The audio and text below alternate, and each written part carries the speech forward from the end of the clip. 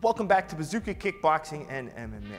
One of the biggest challenges during quarantine is not having a training partner to work on important drills. The most important drills we're not doing right now is working our timing and our counters.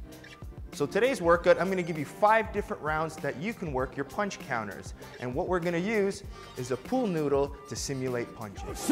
Bazooka Joe Valtellini! Because we don't have a training partner, it's really difficult to get those timing drills. So we have to use our visualization, which is something you should be doing all year round. Visualization training is important because it's letting and teaching your brain, and it's giving it reps without actually having to physically do it. So you're getting more hours of practice and training without having to physically do it. So for today's training, you're gonna need a pool noodle. And what I did was I put a broomstick through it. This way, it has stability. This way, when I hit it, it doesn't fall and flop around. And as you can see, when I cut it, I made sure it was 1 arm length away. This way it helps me visualize a good distance. If it's too long, I'll be too far and I can't hit it with my kicks. Or if it's too close, it's not realistic. So I need to make sure I know my distance, and this way the visualization becomes more realistic.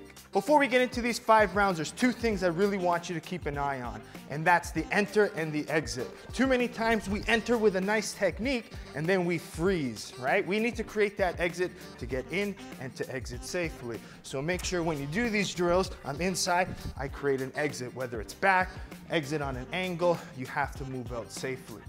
The second thing is always having control of the punch.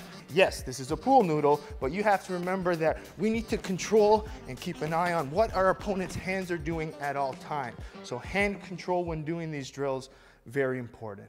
Round 1, we're gonna start with our longest weapon first, which is our front kick. So we need to visualize the punch coming and the front kick stabbing right underneath. So if I'm gonna throw my rear front kick, I need to control the punch with my rear hand. Boom. If I throw my lead side, my lead hand catches the punch. So no matter what straight punch is coming, when I front kick, I have control of that hand.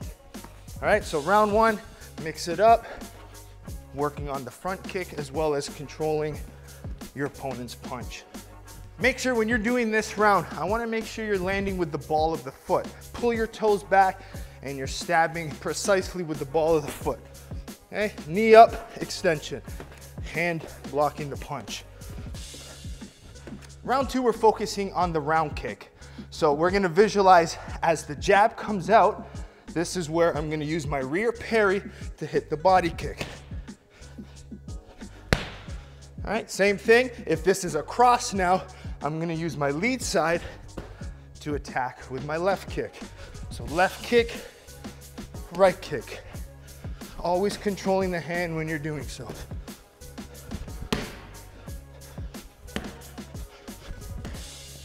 When I'm doing this drill, you can see my head position. Sometimes I keep my head close, sometimes I keep it longer. So I'm visualizing which range I'm fighting in. Sometimes it's longer, sometimes more in close. Some things I'm looking for in round 2 is our parry isn't coming down. So when I do kick, my hand's in front, blocking the punch from coming to my face. And the other hand needs to stay high, just in case I need to parry from the other side. Now that we have our timing and range for our front kicks and round kicks, it's time to put our hands in together. So the longest of the punches is our straight punches. So round 3, we're gonna work on slipping and staying long. Again, remembering this is a punch. So if that's a jab, I can block a jab and jab right back. Boom, double it up, right? I could also here slip out and come back in, out, in, right? So I'm just outside of the range of the punch. So I could step in and step out, all right? Still with my straight punches. Now, I could also mix in angles. If I want to jab, I can step out, create an angle, and land my overhand right. Or if I want to enter with my straight right, I can be here. Take an angle, now I'm fighting on a quarter turn. All right, so boom, boom, exit out, bang, out, boom. All right, so mix this in with one slipping inside, slip outside, or come in, pull, and counter again. Okay, mix up different types of counters. Visualize straight rears as well as jabs and attacking.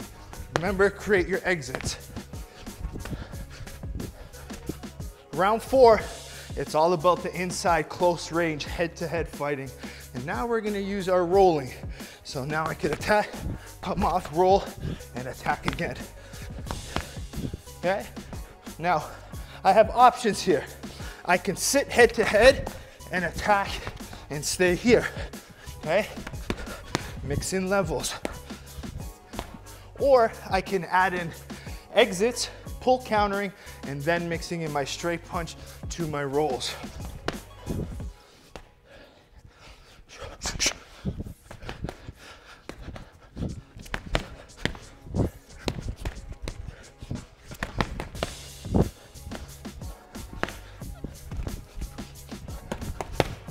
And keep mixing in subtle angles as well.